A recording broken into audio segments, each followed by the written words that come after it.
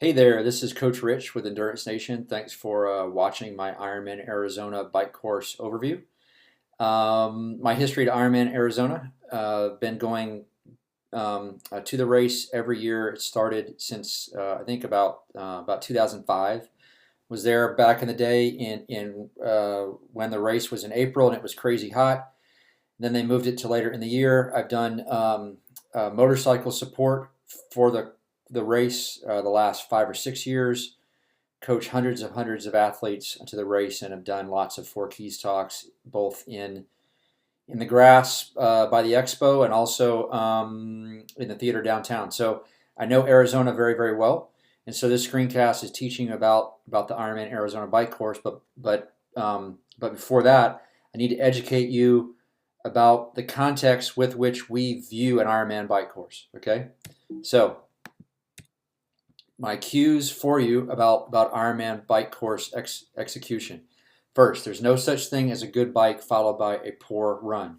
Your objective of every Ironman bike is to set up the run. Okay, don't be the the folks that are walking together side by side at mile 8 of the run talking about what great bike splits they just had. Okay, there's no such thing as a good bike followed by a poor run. Next, you're always thinking about riding your should split, not your could split. Your could split is the split that you dream about when you view the Ironman bike course as an opportunity to apply your Ironman fitness to an Ironman bike. Okay. Um, However, how you should be thinking of every Ironman bike is how should I ride this terrain right now in a manner that sets up the run. Okay, so ride the bike you should, not the bike you could. And then finally, understand that most Ironman athletes do not know how to execute Ironman. And so a lot of what I'm going to tell you can be summarized as find yourself doing the opposite of what everyone else is doing. So when you come out of T1 and you're going backwards to everyone out to the B line, that's a good thing. When you're riding my just riding along bucket of chicken pace, like I'm going to talk about, to the top of the B line, and you're going backwards to everyone, that's a good thing. When you stay on the gas as you're coming back, um, when you're riding back towards town and you're passing lots of people, that's a good thing. When you are still in your aero bars on the third lap and everyone else is out of the bars into a headwind on the third lap, they're doing the wrong thing, you're doing the right thing. You're going to have a good day, they're going to have a bad day. Okay, so let's talk about how every Ironman bike course plays itself out. Everyone rides too hard in the first 20 miles. Everyone is still riding too hard in miles 20 to 70. Everyone who's been screwing up their Ironman bike course pacing starts to feel it at about mile 65 to 80. And then finally they ride back home in their I'm screwed zone where you've got 30 miles into a headwind, crosswinds, down the B line, thinking about how you've screwed up your Ironman marathon. Okay, how I want you to ride is you're going to give me a just riding along bucket of chicken pace. You're just warming up for the first 20 miles. Bucket of chicken is, imagine you have a bucket of chicken duct taped to the aero bars on your tri bike, and you're going to ride at a pace that lets you eat that bucket of chicken. You are truly simply warming up. Okay, ninja zone. You're then riding the false flat, the terrain, the headwind, the tailwind that you see in front of you, asking yourself, how should I ride this feature that's in front of my nose right now in a manner that sets up my run? And then finally, you're going to feel strong in the last 30 miles of the bike while everyone else feels crushed. Okay.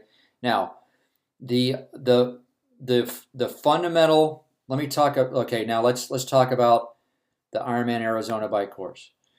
The fundamental feature of the Ironman Arizona bike course is the fact that that the Beeline Highway, which you turn on it right there, is gradually uphill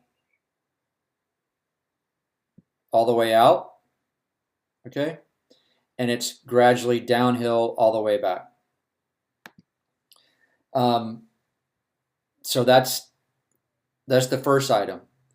Second is the nature of deserts is that as the temperatures pick up across the day, winds increase and winds shift. And so one of the things I always um, anticipate when you have a bike course where you're going in one direction for a long time, this sets up this sets up a dynamic where if winds pick up, if winds change, if there's a headwind or a tailwind, you'll be doing that wind will be doing the same thing to you for a long time.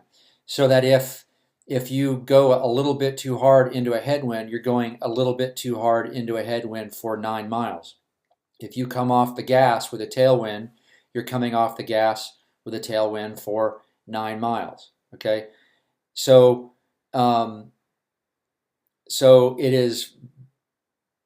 So the fundamental characteristic of the Ironman Arizona bike course is it is very easy to ride, harder than you should, going up the beeline on the first lap. It's easy to come off the gas more than you should when you come back. It's still easy to go a little bit too hard on the way out on the second lap.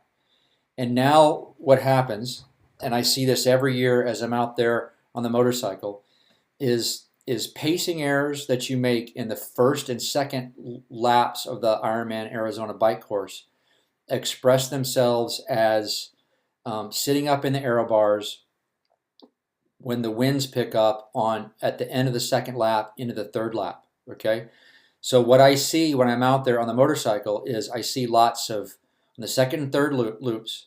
I see lots of people who are tired, and the winds are picking up. So they're coming out of the aero bars because they're tired. They're coming out of the aero bars because it's getting windier, and they're sitting up into the wind um, because they trash themselves on the first or second loop of the bike. They're not able to stay aero on the third lap when the winds pick up, and they pay a huge aerodynamic penalty on the third lap. Okay, that is the nature. That's the fundamental characteristic of the Ironman Arizona bike course. Is it's very easy to ride too hard on the way out. It's easy to come off the gas too much on the way back. And as you make those pacing errors, they express themselves as body position compromises on the second and third laps, and those are happening in increasingly windy riding conditions, which combine to have you slow down dramatically on the second and third laps. Okay. My pacing guidance for you in a headwind situation, or so if you ride a little bit too hard into a headwind, that headwind might last for 9 miles, and so you don't ride any harder into a headwind. You don't ride any easier in with a tailwind. You ignore winds with regards to you changing your pacing. And if you find yourself in a crosswind situation where you're feeling kind of unsafe, it's fine to go from the aero bars to the hoods, but I want you to stay low, keep your body low, and try to hide from the winds as you ride in that crosswind in the hoods. Okay. That's it, folks. Thanks for watching. Please continue, or please stay on this page and watch my running video, which is next on this page. Thank you. Bye.